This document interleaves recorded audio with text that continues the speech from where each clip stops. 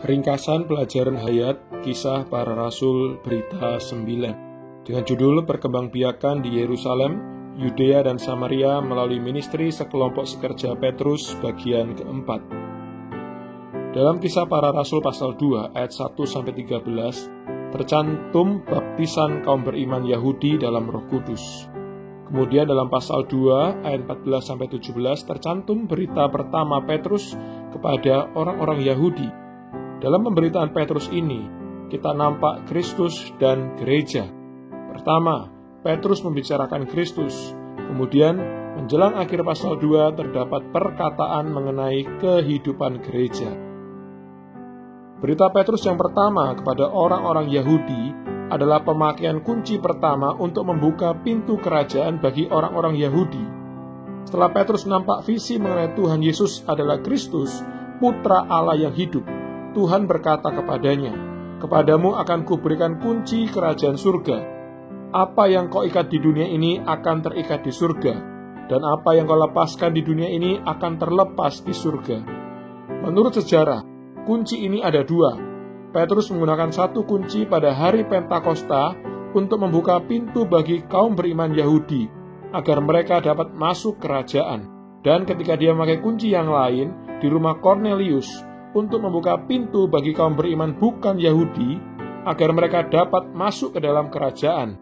Karena itu, pada hari Pentakosta, Petrus memakai kunci yang pertama dari dua kunci ini. Ayat 16 dan sampai 18 berkata, "Tetapi itulah yang difirmankan Allah dengan perantaraan Nabi Yoel. Akan terjadi pada hari-hari terakhir, demikianlah firman Allah, bahwa aku akan mencurahkan rohku ke atas semua manusia.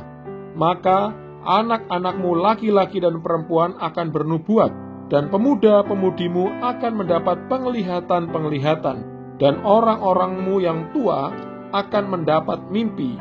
Juga ke atas hamba-hambaku, laki-laki dan perempuan, akan kucurahkan rohku pada hari-hari itu, dan mereka akan bernubuat." Hari-hari terakhir yang disebutkan pada ayat 17 ini menunjukkan periode penutupan zaman ini, yang dimulai dari kedatangan Kristus kali pertama dan akan berlangsung sampai kedatangan Kristus kali kedua.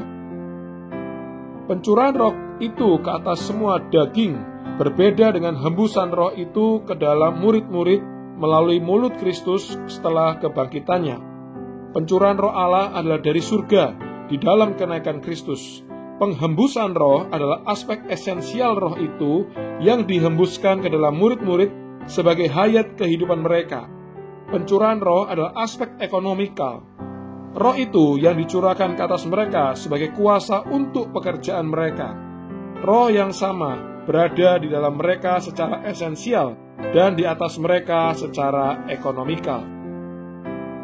Pencurahan roh dalam kenaikan Kristus adalah turunnya Kristus yang bangkit dan naik ke surga sebagai roh al-muhid untuk melaksanakan ministri surgawinya di bumi, untuk membangun gerejanya sebagai tubuhnya bagi ekonomi perjanjian baru Allah. Ke atas dalam ayat 17 adalah secara ekonomikal, berbeda dengan di dalam Yohanes pasal 14 ayat 17. Di dalam berhubungan dengan esens yang ada di dalam untuk hayat. Ke atas berhubungan dengan unsur yang di luar untuk kuasa. Kisah Para Rasul pasal 2 ayat 17 mengatakan bahwa roh itu dicurahkan ke atas semua manusia. Ini menunjukkan semua manusia yang telah jatuh tanpa membedakan jenis kelamin, umur, atau status. Ayat 17 juga membicarakan tentang nubuat-nubuat, penglihatan-penglihatan dan mimpi-mimpi. Nubuat-nubuat, penglihatan-penglihatan dan mimpi-mimpi adalah ekspresi-ekspresi luaran, tidak ada hubungannya dengan hayat batini. Dalam pasal 2 ayat 21, Petrus melanjutkan berkata, "Dan siapa saja yang berseru kepada nama Tuhan akan diselamatkan."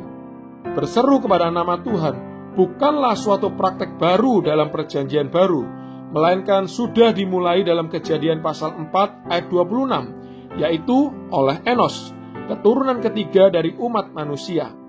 Ini adalah jalan sukacita untuk minum sumber air keselamatan, dan jalan yang nikmat untuk menyenangkan diri karena Allah.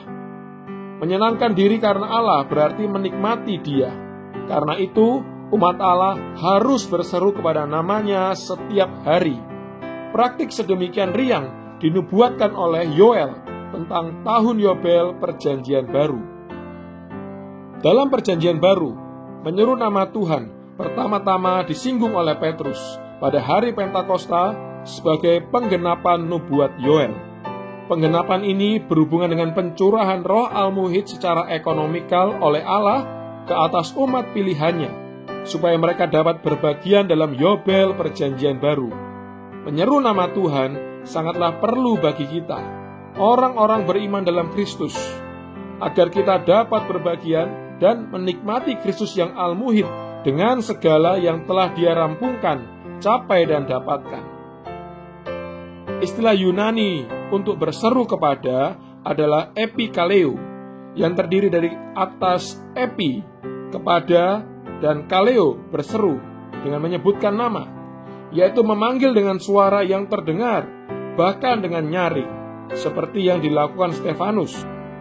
Kisah Para Rasul pasal 2 ayat 21 berbicara tentang berseru kepada nama Tuhan. Nama mengacu kepada persona seseorang. Yesus adalah nama Tuhan, dan roh itu adalah personanya. Ketika kita berseru, Tuhan Yesus, kita menerima roh itu.